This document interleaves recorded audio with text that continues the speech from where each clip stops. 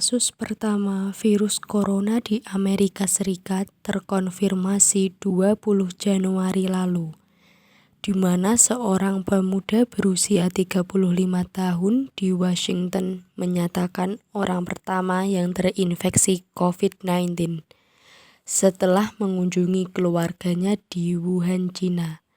Dari awal virus ini merebak ke Amerika Serikat, Trump selalu meyakinkan ke publik bahwa ancaman corona terhadap Amerika Serikat ini rendah dan mengatakan bahwa Amerika Serikat berada dalam kondisi yang jauh lebih baik dibandingkan dengan negara-negara lain. Dengan menyatakan virus ini dapat terkendali, bahkan pada 17 Maret di Twitternya ia menyebutkan bahwa virus Cina ini sebagai virus Cina dan selain menyepelekan dan Trump menganggap dunia ini tengah menderita karena pemerintah Cina dinilai tidak transparan dalam memberikan informasi terkait virus corona.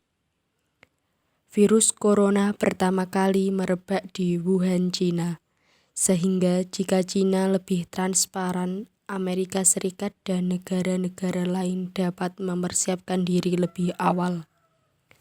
Setelah semakin melonjak mencapai 1.000 orang yang positif terjangkit di Amerika Serikat pada 11 Maret, Trump mengeluarkan larangan perjalanan dari Eropa ke Amerika Serikat selama 30 hari untuk mengurangi penyebaran virus corona. Karena menganggap Uni Eropa tidak cepat tanggap dalam menanggapi dan mengatasi virus corona yang baru dan akhirnya terus tersebar di Amerika Serikat melalui para pelancong yang datang. Lonjakan kasus virus corona di Amerika Serikat.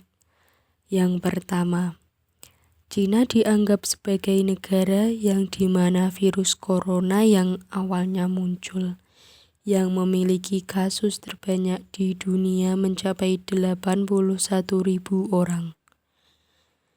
Namun pada 26 Maret 2020, pasien yang terjangkit virus ini semakin membludak dengan total menjadi 82.000 orang, bahkan mengalahkan total pasien di China, sehingga tak lagi China ataupun Eropa. Kini Amerika Serikat menjadi negara terbanyak yang terinfeksi virus corona. Yang kedua, kasus positif corona di Amerika Serikat melonjak drastis hingga mencapai 46.000 orang, atau ada tambahan sekitar 2.400 kasus baru pada 24 Maret 2020. Dan menempatkan Amerika Serikat menjadi negara pasien COVID-19 terbanyak ketiga setelah China dan Italia. Padahal pada hari sebelumnya, jumlah kasus di Amerika Serikat masih di bawah Spanyol. Yang ketiga, lonjakan kasus terus terjadi dalam 3 hari, dan bahkan saat ini sudah menembus 140.000 orang. Kasus virus di Amerika Serikat ini telah menyebar ke seluruh 50 negara bagian, dan New York menjadi epicentrum dengan kasus positif COVID-19 terbanyak di Amerika Serikat, disusul New Jersey, California, Washington, sempat menyerukan untuk lockdown negara New York dan juga wilayah sekitarnya.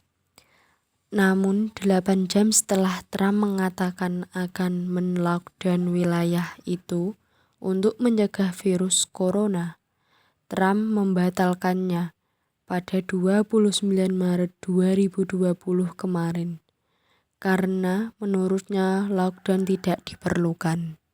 Yang keempat, kelonjakan besar kasus COVID-19 ini membuat rumah sakit di Amerika Serikat kewalahan karena permintaan hasil kesehatan yang terus meningkat, sementara tenaga dan alat medis sangat terbatas.